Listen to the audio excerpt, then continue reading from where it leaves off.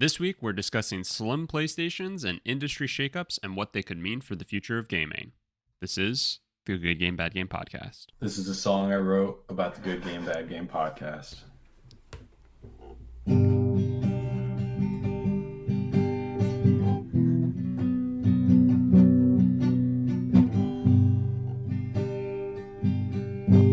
Good Game, Bad Game podcast. Hello, everybody, and welcome back to the Good Game, Bad Game podcast. What's that?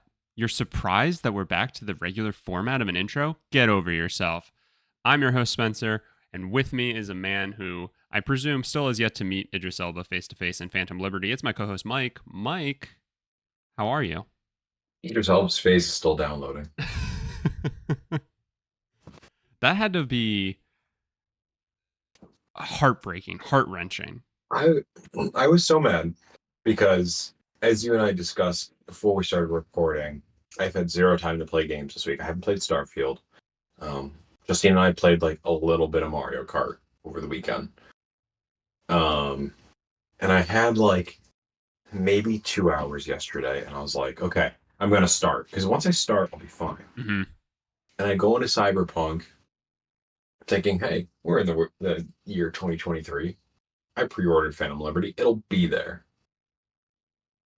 And I get into the menu, and it says Phantom Liberty. It says, thank you for pre-ordering Phantom Liberty or whatever. And then at the bottom, it said I still had to download it. Yeah.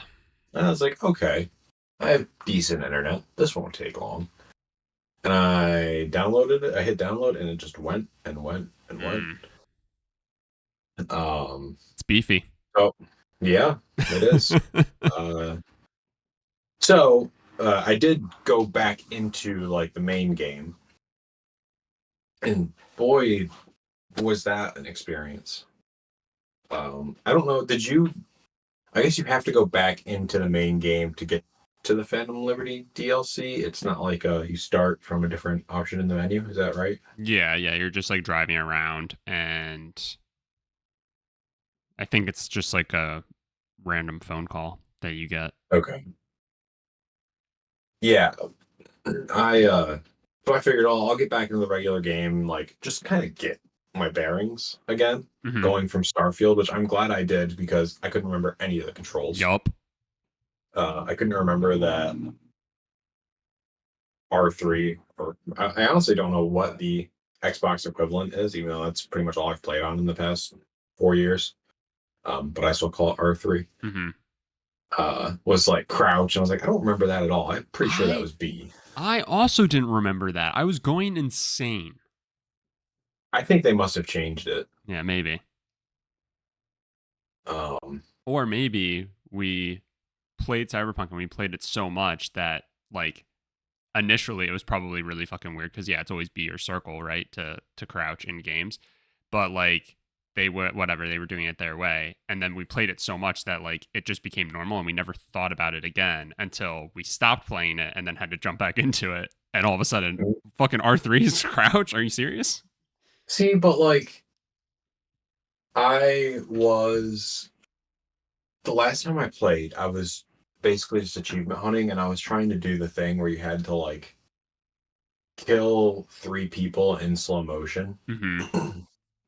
And so the only way I could really think of doing that, which I later learned there's an easier way, was to like run and then slide and then aim while you're sliding. Yep.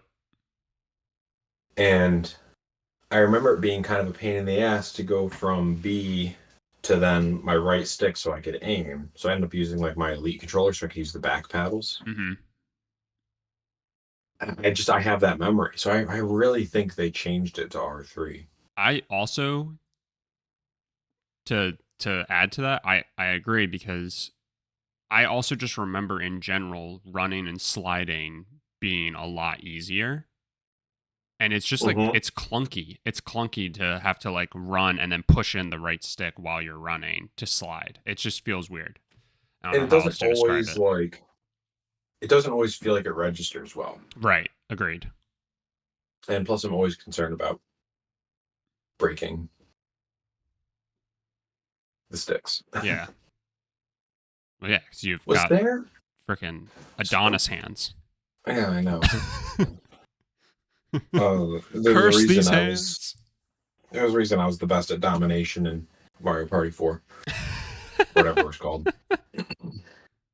Um, but yeah, now I'm thinking about it, and I haven't tried it. But couldn't you? Wasn't there like a weapon melee? Um, like if you had a rifle or something, and somebody was close to you, like couldn't you melee with that, or no? Yeah, you can. And that button is L1. That's definitely new. I know, right? It just feels so fucking weird. That is absolutely new. Okay. Um, wow. Yeah, so I mean I guess it's going to take a bit of getting used to. Um Whatever. Um that didn't piss me off anywhere near as much as all my perks getting reset. Mm-hmm. And Yeah. they're like, "Oh, we refunded you all your skill points. So you can rebuild however you like." And I rebuilt and like, there's no way I got all of my points back because I feel way less well off than I was. Yeah. I felt like the number of perks and stuff like grew. I like felt It like I was definitely did. I felt like I was looking at it and I was just like, I don't remember any of this shit. Like I don't remember anything. And so I just started going like anything that was like a benefit to like a pistol or a benefit to like smart Hmm. weapons and like whichever weapons I'm typically using, I just found those in the perks and just like tried to dump as many points into their column basically, and stayed away from like other things. But yeah, that was kind of jarring too. And then kind of along with that, all of like the body mods, Hmm. those were all new. And I felt like I was putting in things that I already owned. And yet when I was done, it cost me like almost $200,000.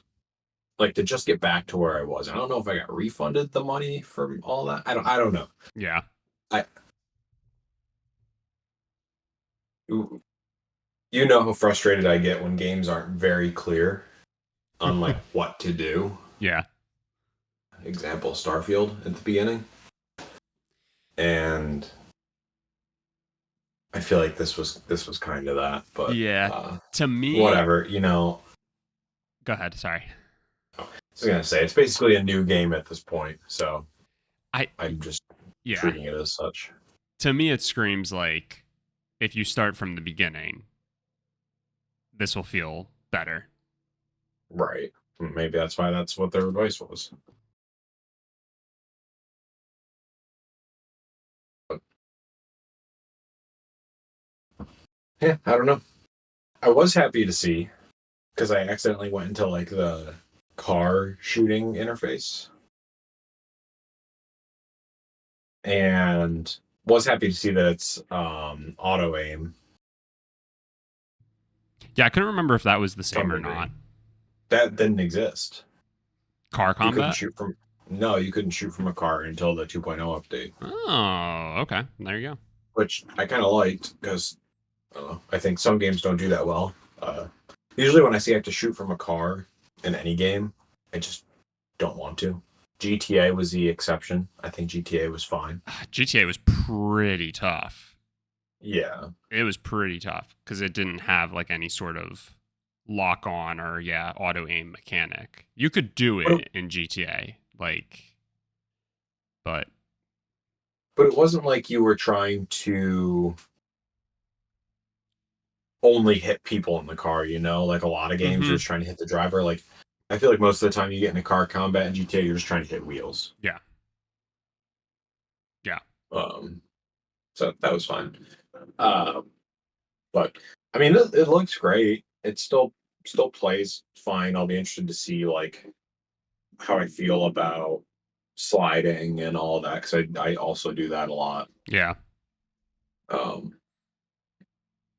so yeah, hopefully I get to play it this week.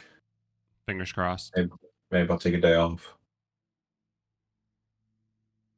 Yeah, I I was able to wrap it up, and hang on, I don't know if my mic's gonna pick that up. So, I haven't heard any of it so far. all right, perfect. I finished it. I finished Phantom Liberty.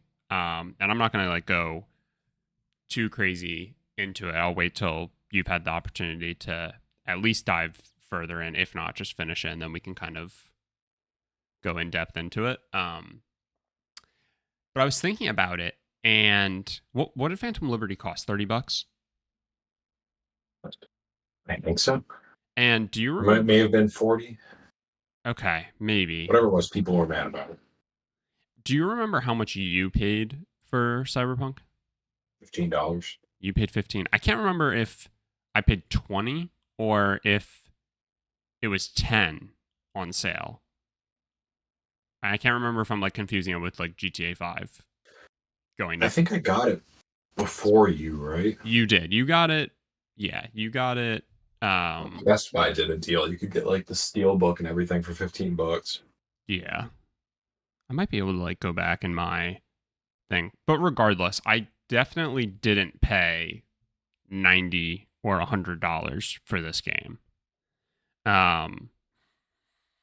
And I think like I could go back and forth with myself trying to figure out like, was Phantom Liberty worth like $30? And it really is basically an entirely like new game or like additional game. And so I can go like back and forth with myself on it, but at its worst, I will say it got me to pay $30 to be back in Cyberpunk, and I was so hyped to be back in Cyberpunk. Like I had such a blast just being in the world again. I can go back and forth of like, was it worth CD Projekt Red to do this? Was it worth the money I paid? Like, is the actual DLC itself worth $30? And you can have a conversation about that, I think. You can always have that conversation about DLC in my mind. But at the end of the day, my review without going into all of it is I was more than happy to have paid $30 to be forced back into Cyberpunk for just a little bit longer. And I probably put like 20 to 25 hours just doing Phantom Liberty, and I think a little bit of like side missions and stuff that they added in 2.0 and like some of these other updates. I think I didn't remember doing those originally, so they felt new to me at least. But I also haven't touched the game in so long, so I'm not really sure what was like left over on my save. Mm-hmm. But yeah, so I'm really excited for you to get like fully ingrained into it and to hear what you think about it. I think I'm going to just rip through it. I don't think I'm going to be able to play Starfield at the same time. I think that's just going to be too much for my brain to handle. Oh, definitely. So I think I'm going to take a Starfield break, get through Phantom Liberty, and then go back to that. So hopefully within the next week or two here, I can beat it. Yeah, I mean, like I said, you can probably do it in 20, maybe 15 if you're like truly pushing through it. I'm not 100% sure. Hours? Yeah. Holy cow! That's like a whole other game. I know. That's what I'm saying. It's crazy. Like just the missions and like side content of Phantom Liberty is basically a game in and of itself. Pretty nuts. It's not obviously to the level of Cyberpunk, because Cyberpunk is like, with all of its side content and stuff, is obviously like 60 plus hours. But yeah, I mean, it's crazy. It definitely can stand up on its own as a game, which is pretty nuts.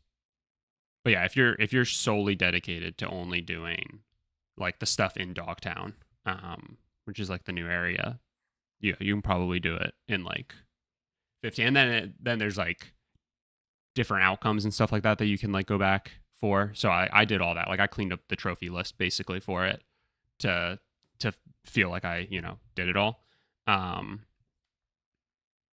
So obviously that tacks on like a little bit extra, but really not that much. But yeah, I'm excited for you to play it. Me too. And now that I got through that, I can turn my attention back to Baldur's Gate and Sea of Stars.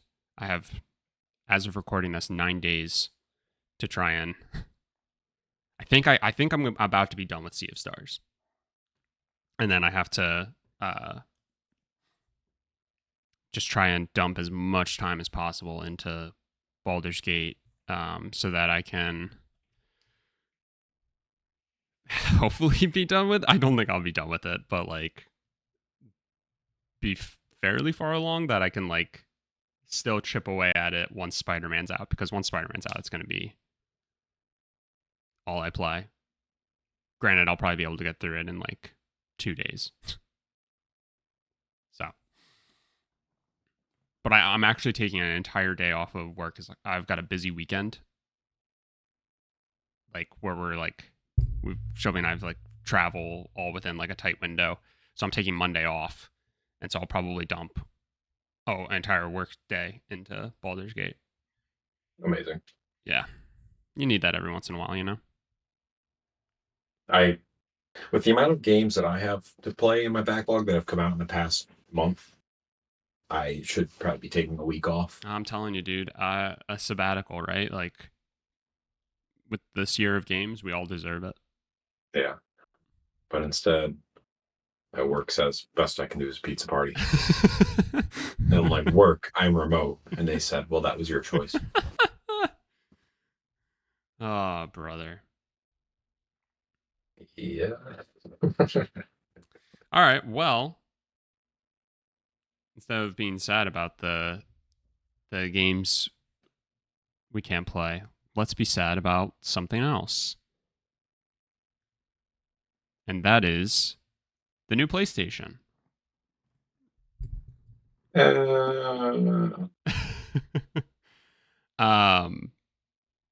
Yeah, so PlayStation announced the PS5 Slim, I think is the official, or I don't know, just the updated PS5. But that's really all that is changing. There's no like actual upgrades really happening to like the overall specs of the PS5. I think it does have a full terabyte, which I was trying to think back. Do you let's see? Do you remember what the size of a PS5 was at launch? It was a terabyte. Was it? Was it not? I don't think it was. Really? I think it's like 800 gigs or something like that. Well, yeah. It's a terabyte. No. Oh, it's not a terabyte drive. Oh, you know what? It's coming back to me now. Right? I'm pretty sure. And then it was like you really only get around 600 or something by the time you're through all the formatting. The Xbox, the Series X is 1 terabyte minus system resources. Yes. Let's see. See if I can find this quick. Well, isn't that a step up? Good for you, PlayStation. Right? But that's like it. That's the only like actual. Oh, there's plenty of upgrades. What are you talking about? You get what I'm saying. The price got upgraded. The price on the diskless model of the digital one did get updated. Yeah. Because hey, if you wanted to make it not digital, now you got the option. $50, please. Yeah. You wanted a vertical stand in the box? Oh, fuck you. Yep. You're gonna buy it separately. Isn't that? Which we're gonna spell wrong. I don't know if you saw this. Yes. I think I saw Tom Moore call it. They spelled separately wrong. A lot went wrong. This will be a really good segue into our next topic. It will. It absolutely will. Yeah, it's a lot of interesting choices. I think. I think I get what they're doing from the viewpoint of doing a digital console and then also providing the option of a disk drive like later on as like a peripheral to buy. Mhm. And I personally do like that. I think it's funny that the digital only console costs $450, and then to buy the standalone is $80, which puts you up to $530, which is The more than stand is just $80. no, the standalone disc drive. Sorry. Oh, Sorry, don't have an aneurysm. I was about to scream. Yeah, no. Oh my god. The stand is $150. Oh, I'm, see, I'm that makes kidding. more sense. No, but Oh, to you buy the almost got me there, Jim. to buy the disc version, that I think the disc drive is detachable, but I could be wrong. It is. Yeah, is $500. So you're better off just doing that. But I yeah. I don't So okay, sorry to go back without all the bullshit. So it's $450 for the digital only, the dickless, and yep, then an additional for the dickless, and then $80 for a dick. for the strap on, yep. Does that include the strap? No, Does the that strap include the is side sold panel? separately. That's a good question. Because your PS5 is going to look wonky if you Well, you can't put the side panel back on. right. I don't know. I admittedly didn't really look all that deep into it. Okay.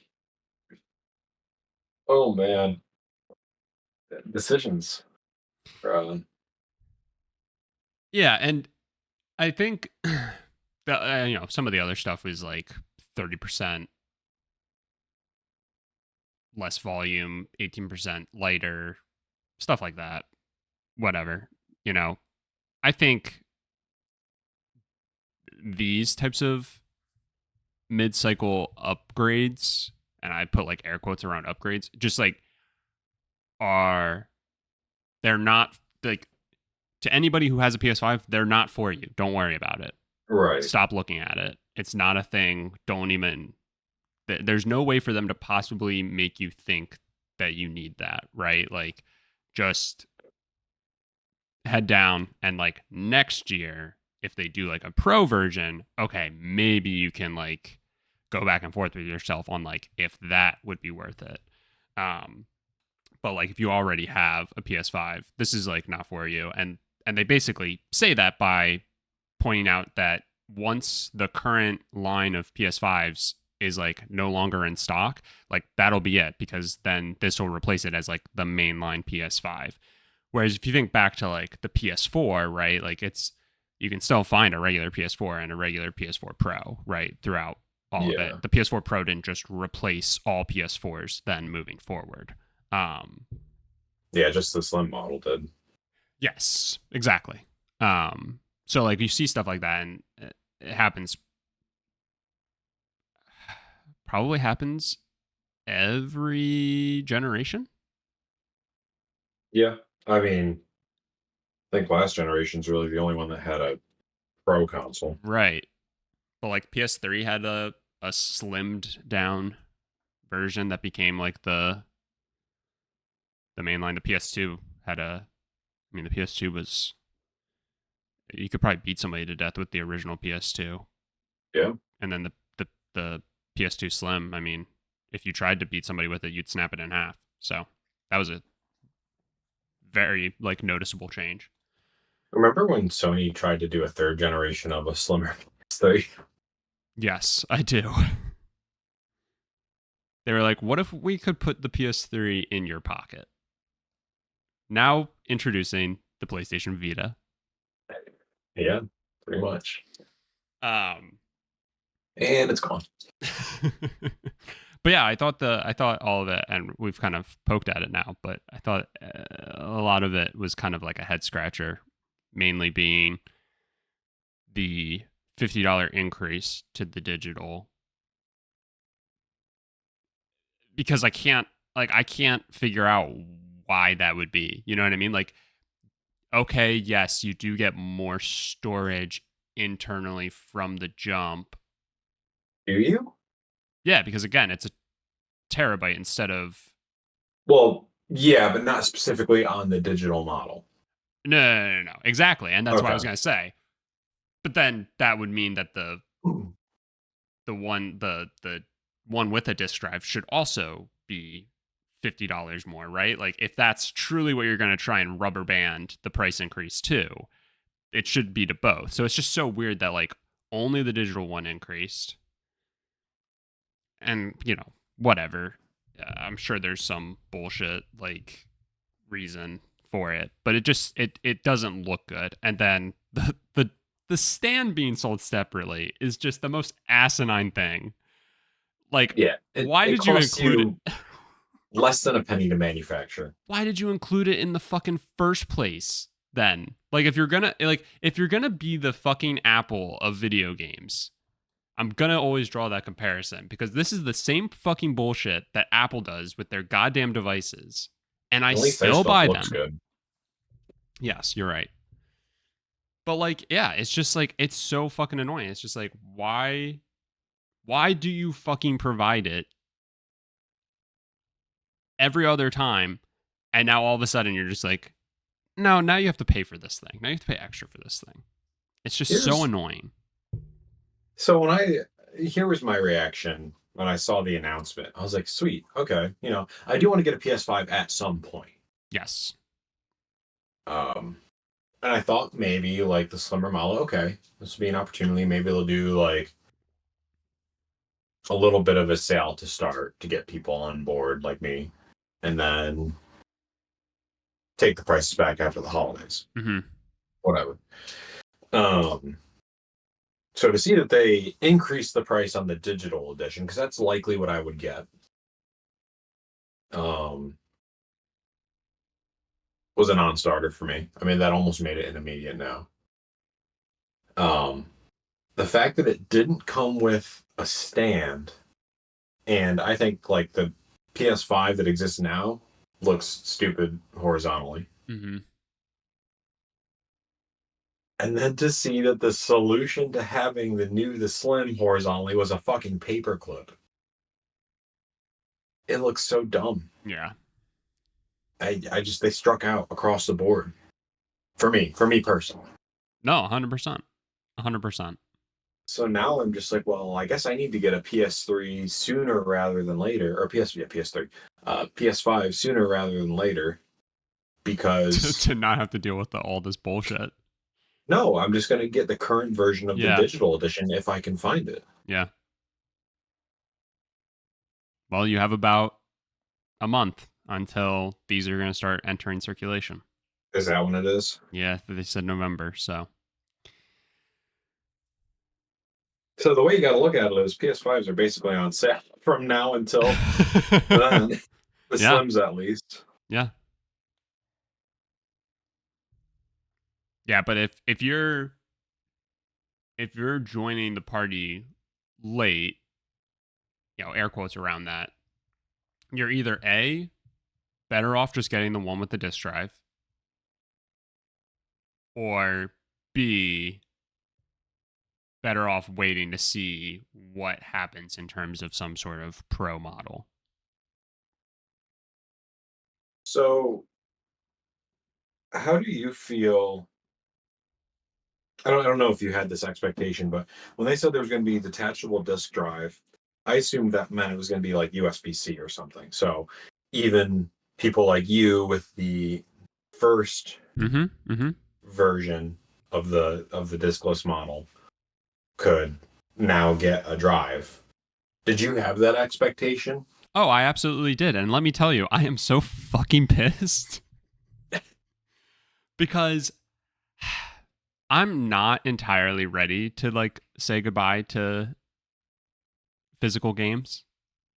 And when you are left only to the digital marketplace of PlayStation because you can't buy digital codes anywhere else, you quickly realize that you can miss out on a lot of sales, deals, stuff like that. Which, don't get me wrong, Sony does still run great deals. But but you also still just miss out on an entire market of being able to buy a physical game for like dirt cheap, or like a pre-owned game or whatever. You lose out on that. Right. And like obviously like PlayStation is where I do most of my gaming. Whereas like if I got an Xbox, I'm fine with getting an Xbox that doesn't have a disc drive, because I'm really getting it for Game Pass and being able to like have access to the library of games there. So it's all going to be digital anyway. So I'm a little torn up by this. I'm a little upset. Yeah, it's a, kind of the thing I've been grappling with too, with getting the digital only PS5. In that, like, I still have my PS4, but it has some issues, namely with the disc just randomly ejecting. Mm-hmm. It's not gonna last. It's not going to last forever, and I probably won't replace it. Yeah. So I think about going to the disc model, and frankly, as you've been talking, I've been looking, and Sony doesn't even sell the discless anymore. It's not even on their website. Damn. Take that. Amazon doesn't have any, so yeah. I guess just waiting for the new one, and then I'll take the disc off and pay $100 for a side plate. Unbelievable. The good news is D-Brand saw it and retweeted it with, "Ah, shit, here we go again." Good stuff. Yeah, I was also like a little. I mean, it's fine. I kind of assumed that I was going to skip this, but Shelby and I have started playing games together more, and we've played a lot of games like PS4 to the PS5, and I'm just playing like the PS4 version of the game. But there's going to come a time where like there's only going to be the PS5 version or stuff like that, and so we are considering getting a second PlayStation for that. And I kind of assumed that this was going to be a whiff and like not going to be the like value that we want. But yeah, I'm a little annoyed by it, and I'm just curious. Like, I really hope the Pro version comes with a disc drive option, because I am like, I am somewhat peeved or annoyed at the fact that I didn't get the disc drive version of the PS5. That is a regret, I will admit.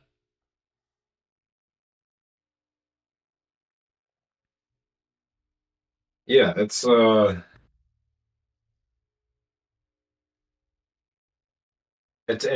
interesting 3 years later knowing that it's a regret.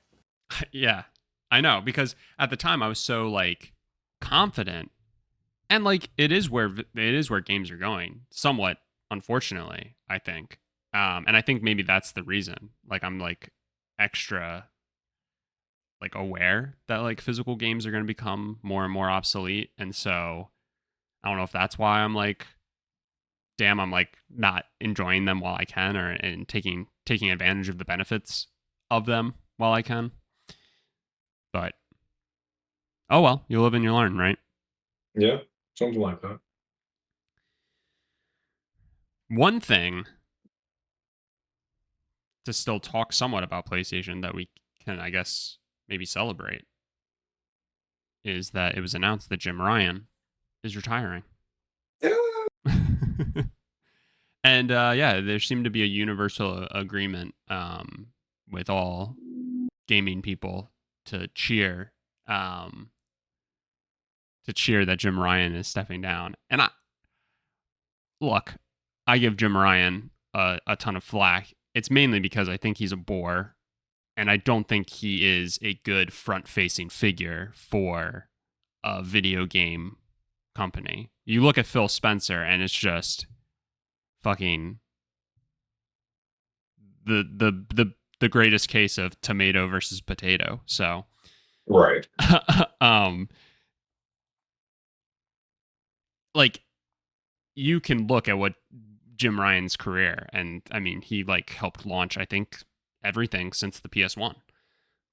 Um, so like he's been around, and has, I'm sure, done a lot of good that we don't realize. And I think we've just only known him as the man who delivers updates for PlayStation and delivers them not well, and has been like kind of the face of that. And I think that's why like people are, um, so excited. But it'll be interesting to see what impact this has. Are things really going to change all that much? My guess is probably not. I would imagine that PlayStation is going to continue this drive towards live service games. They'll keep canceling them in the making of them, and I kind of feel like they're going to keep flailing around in the water of gaming for at least the somewhat foreseeable future. And I'm curious what your take is with Jim Ryan on the way out. Like, what do you think the impact's going to be? Yeah, I mean, they probably have a generational roadmap that they don't deviate from. Mm-hmm. So in terms of like major change, I don't expect anything, if anything, until the start of the next generation, or at least the end of this generation. Yeah. I'll be curious to see who they fill the position with. If it's going to be someone from Europe or somebody from Japan.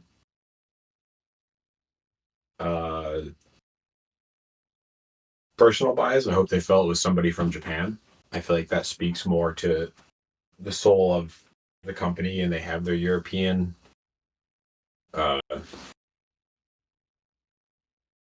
influence already. And I just think back to like the PS2 era and like early PS3 when they had kind of, I don't know if they were necessarily internal from Sony, but at least somebody close who was running the company. It was just like so fun and jovial, and it wasn't just like this big stale monolith that it is right now. Mm-hmm. So anyway, to get back to your question, yeah, I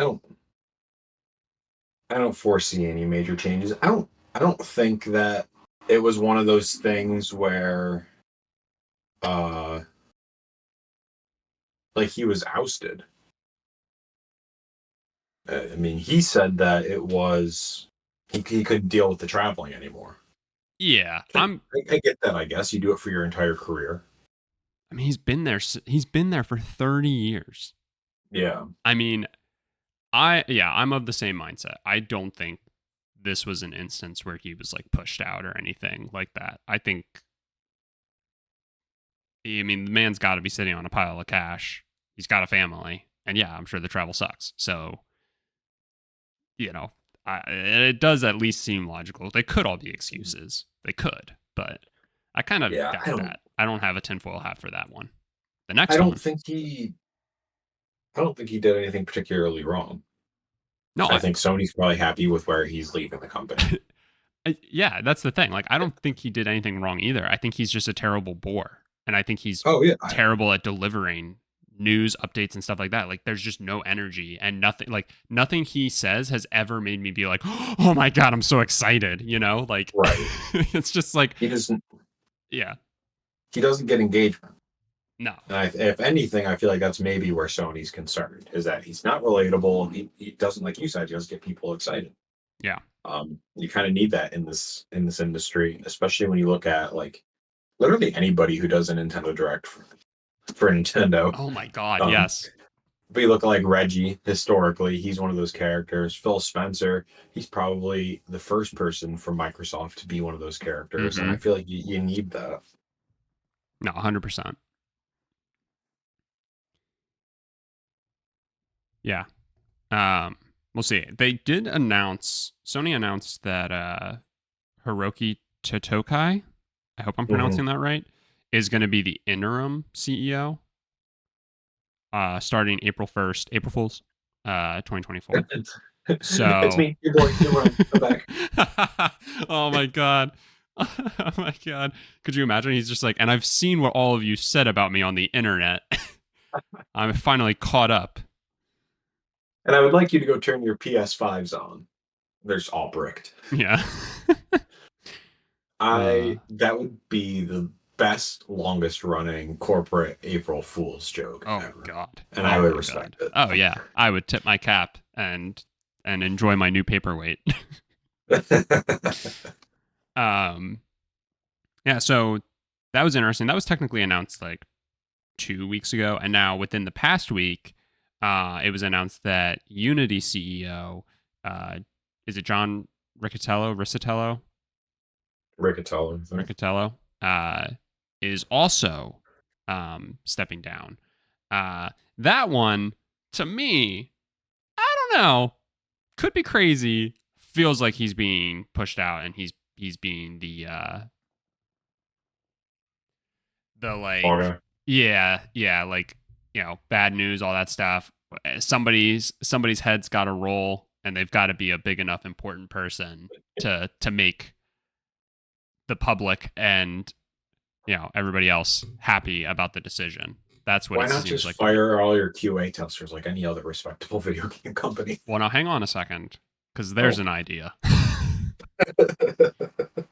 um and it's great because obviously we talked about Unity and their whole like, oh my God, their bullshit of Unity Pro or whatever it was called, and the business model that seemed very weird for them to just suddenly like make this change to. But again, he is stepping down, and it's funny. Jason Schreier was the one to kind of like break the news, or at least he was the first person I saw it. And somebody replied to Jason and said, "Oh no, the guy sells all of his stock for a few million and then steps down. How shocking after dooming the company." Yes, right? We do see that oftentimes. Jason follows up though, and this makes me feel just such a way. He goes, "There's been a ton of misreporting on this, but Riccatello has actually only sold about 50,000 shares of Unity stock this year out of the 3.2 million he owns."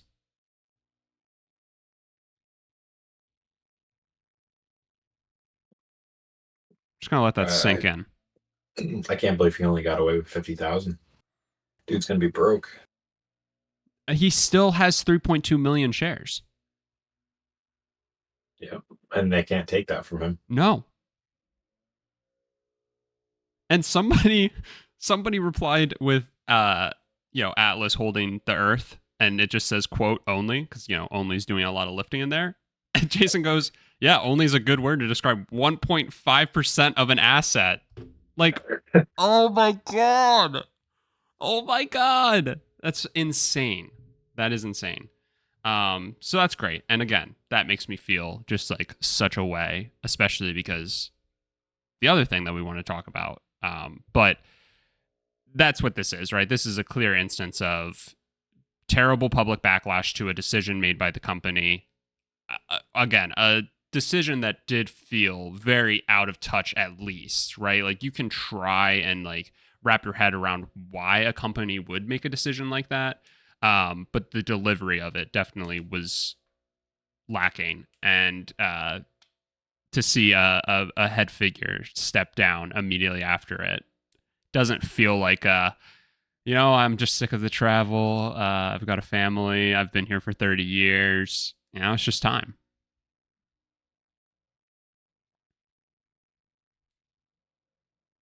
Doing some quick math. Uh Yeah. So, 1.5% of 11.6 billion, for those of you keeping track at home, is only $174 million. Oh my God.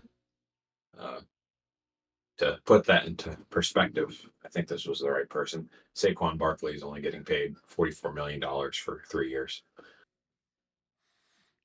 I believe that's Jonathan Taylor. Oh, yes, you're right. Yeah, Saquon Barkley Way to signed go, a Colts 1-year guy. deal. Yeah, let's go. Woo! JT, run the ball. Zach Moss looked good last week. Yeah, he did. Hey, he did. He looked very good. This isn't the Madden podcast. Could be. It could be. Oh no. Yeah, so we see two figureheads step down within the past week, and we've done a lot. I think for the most part, I would say we've done a lot of focusing on the good this year. I feel like this has been a relatively positive year of the podcast. Would you agree? Yeah. Other than talking shit on the FTC and the SEC and the CCP. Yeah. Outside of that, I feel like we mostly focused on the positives, and even there, we were focused on the positive narrative of like why the Xbox Activision Blizzard deal can be a positive. I feel like we've stayed away from the negative, and we've pushed that. I mean, just this past month, we've been talking about just there's too many games to play, and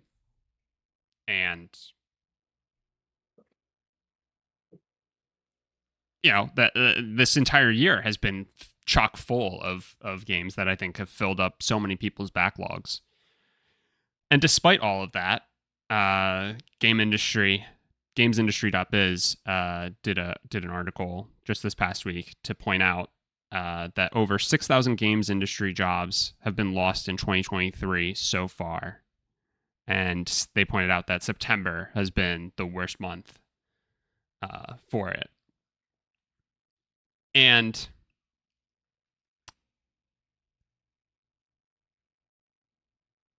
I don't want to be the person who screams "eat the rich," but when you see an instance like this John Riccitiello stepping down, he can make a decision. He can help make a decision that devastates a company and does nothing but hurt the company.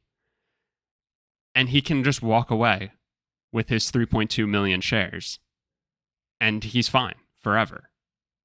And there's going to be real consequences and impact on the other people. And we see that constantly with like the release dates and games being pushed because they're unpolished. And you have to sit there and know that at the end of the day, no developer, no artist ever wants to release something that is not up to their standards, right? Mm-hmm. And I think we're so quick to just like blame the people who like actually worked on the game. And it's just like, you made a shitty game. And it's just like, they were forced to release an unfinished game that is therefore shitty because, I mean, of course, if you don't have the ability to put all of the time and effort into it, it's not going to be where you want it to be. And it's been everybody, like Naughty Dog, Epic. Epic was very recent, and Tim Sweeney. I mean, you can take a look. It's like, what is this man bringing in on a yearly basis? But he says that it's a survival thing. If they don't lay off the entire Among Us team that they just bought, they're not going to be able to survive in gaming. Blizzard, Roblox, Crystal Dynamics, Gearbox, BioWare, CD Projekt Red, Embracer has been nuts with buying up things and now also laying off. Ubisoft can go on. It's too many. This is really bad for the industry. Like, this is not in any way going there. Like, there's going to be fallout from this, and it's not going to be good. It's likely going to be that a lot of different groups and teams and workers are going to probably look to unionize, which is a good thing. And especially if they're able to fight and get what it is that they deserve. But I think we're looking and staring in the face a potential strike, much like we've seen with like the writers in Hollywood. And it's so frustrating because it seems like something that reasonably could be avoidable.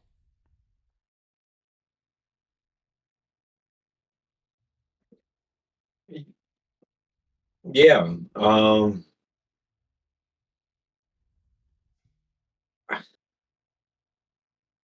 It's just amazing to me that we've had the year in games that we've had and the amount of success that so many different developers have had, and they get that success and then they restructure for their next project. Um, it's a hard balance because, and I don't really know with the gaming industry how much this was impacted, but you look at so many organizations over COVID that had to hire more people Mm-hmm. just to stay afloat. And now we're getting to the point where things are starting to kind of regulate in that regard. And lots of organizations, not just in gaming, but everywhere, are laying off those extra people. Um, Hard to say if that's the case here. I guess it makes sense. But regardless, it sure plays a lot like you said, where the the developers and the artists are just the ones that are being affected here. Um, and not reasonably so. And it's interesting to me too when you see these big rounds of layoffs and then you see who was it?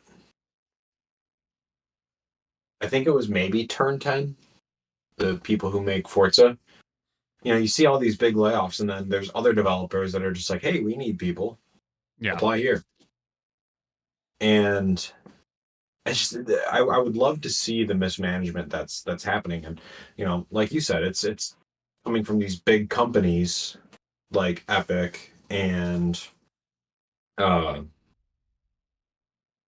Embracer Group, uh that they have such highly paid management and are so corporate. They're not really like, I don't know, for me, like Double Fine is kind of the last standing relic of like early 2000s, like late 90s video game development. Yeah. And we've just moved so far away from that people basically everyone in working in video game development is a contractor now, whether or not you're paid full time or not. Mm-hmm. Um you're on there for a project, and I'm sure it doesn't explicitly say this in your job description, but you're basically on there for a project. Once that project's done, you're gone. Right. There's not a whole lot of stability. It's just frustrating because you pointed out like Embracer and Epic have got to be the two clearest indications of this, where it's like, it's so frustrating to watch a company like flex its like financial muscle and then immediately like turn tail and like, oh no, the industry's so shaky, and so now we have to just like lay off half of the people that we brought in. So like we still like bought up all those IPs and we're like, chomping at the bit.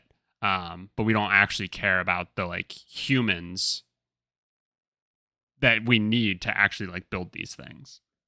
Right. And like you said, I think the greatest thing, and maybe other industries are like this.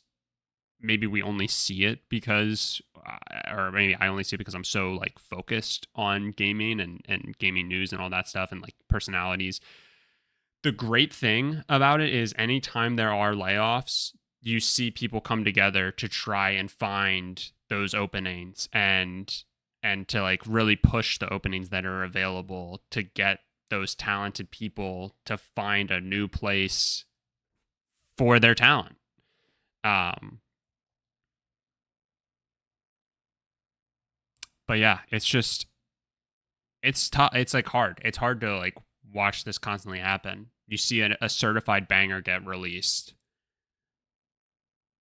yet somehow people need to be laid off.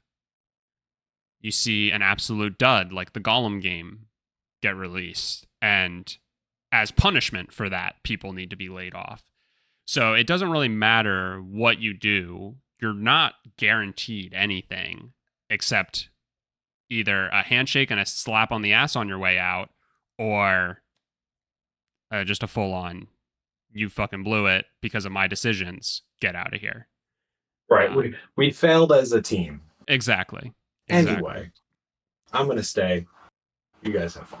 And it's times like these that you then are reminded and people bring to the forefront the decision of President Iwata for Nintendo when the Wii U bombed. Does everybody remember what he did? That's right. He slashed his salary in half. Like, I thought you were gonna say slashed his stomach. oh God. No. Seppuku and such. Yeah. No. You know, that's a indication of like, you know, I am, if anything, I am the person to blame, right? Like, you know, you don't see that sort of awareness in these decisions, and it's frustrating. It sucks.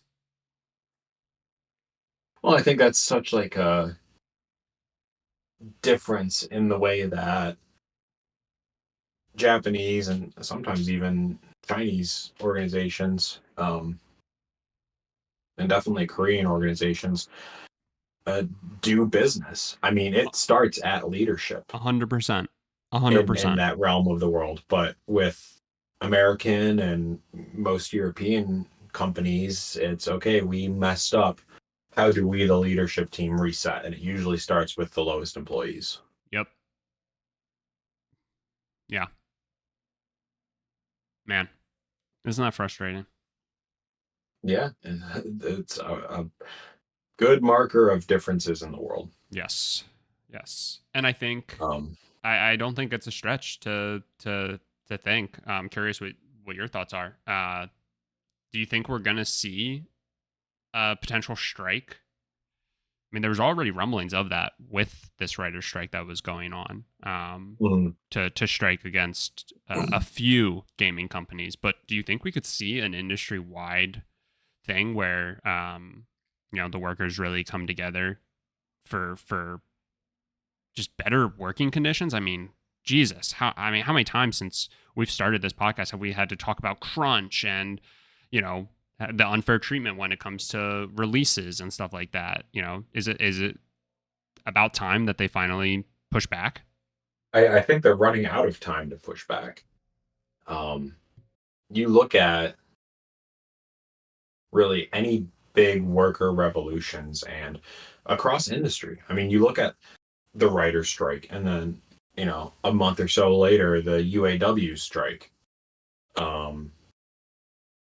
You know, I know they're entirely different industries, but they tend to, and I guess the ongoing like Starbucks strike and all that. You know, they tend to pile up to put in America to put the pressure on just the corporate idea in general. So I think they need to continue on. If they're going to do this, they need to continue on the momentum that these other unions are having, and not start from scratch. Mostly just for public opinion. So yeah, join the movement as it's ongoing. Yeah, right.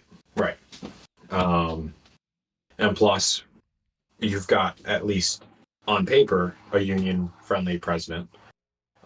Whether or not he's proven that in his tenure, still better than you're probably going to get come the next election season. Right. And yeah, I mean, I don't think the demands are unreasonable. Uh, we want to know whether or not we're actually full-time employees or if we're contractors Right. with benefits. You know, they're not every person is good at jumping from job to job. Some people are, um, but a lot of people like to sit at a company and be there for as many years as they possibly can. I would say, at least from my experience, a lot of people who have um, solely technical ability, they just want to do what they like for a company they like working for and do that forever. Mm-hmm. Um, so I think that's a thing, like having set hours. Um, you can be in product development without working on reasonable hours. Not every artist or uh, game developer wants to have that entrepreneur mindset of sleeping at work Right. and all that. So yeah, I think we'll see it. We probably will see um,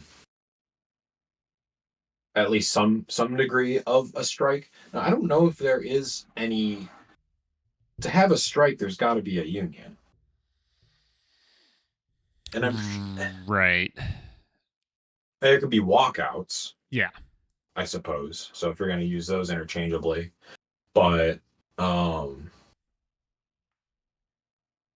is there even an existing video game union? I know like some companies have allowed workers to do it internally Mm-hmm. and collectively bargain, but I don't think there's like a mass collection. I was gonna Collective. say, as a whole, I don't think so. I think it's a lot of like individual scenarios for it. Yeah. And frankly, I think companies will take that. Like, I don't think they necessarily care about collective bargaining internally, but once you get to the national scale, I think that's when organizations start pushing back a little more. Right. Um, so, I mean, that's the first step. And I would hope that would be in the works because if not, I think they're just going to be too late. And they're just gonna keep getting kind of pushed down. Yeah, they're going to have to wait until the next, and maybe they'll start the next cycle. Who knows? But that takes a lot more work than just jumping on, you know, there being already 3 existing strikes. Right.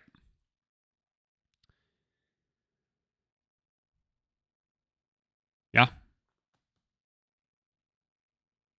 And the darndest thing of it all is that you see it, right? Like there's inevitably going to be a consumer impact if and when that happens. And much like we see it spun when these layoffs happen, oh, this bad thing happened, and it's the person who physically created the game and not the decisions from up high that happened. It's their fault, right? It'll be spun that way as well, inevitably. And here's the scary thing about video games too, and the potential of a strike is the new model of shipping unfinished games Mm-hmm. and expecting a lifetime of updates.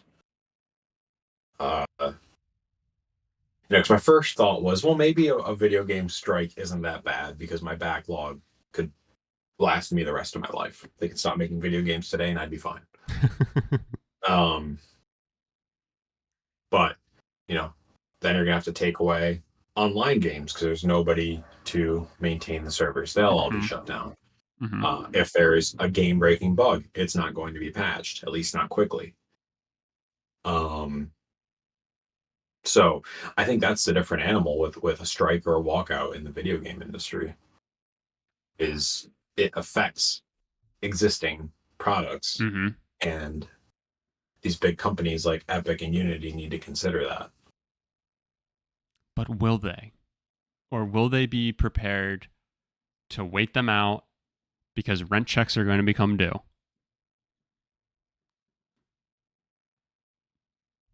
Could be. We'll see. We'll see. Interesting. Yeah. Very I interesting think it'll time. be. Yeah, I think it'll be um, not in the traditional sense of the word, but an exciting year in terms of labor relations and in the video game industry. Yes. Yeah. All right. Anything else? No, eat the rich. Eat the rich. Eat the rich.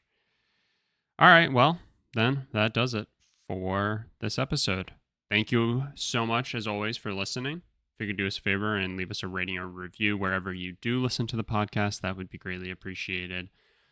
And as always, just share the podcast with a friend. You can find the podcast wherever you typically listen. And we also do have a YouTube, so you can go ahead and subscribe over there and push people that way. Other than that, we'll talk to you next week.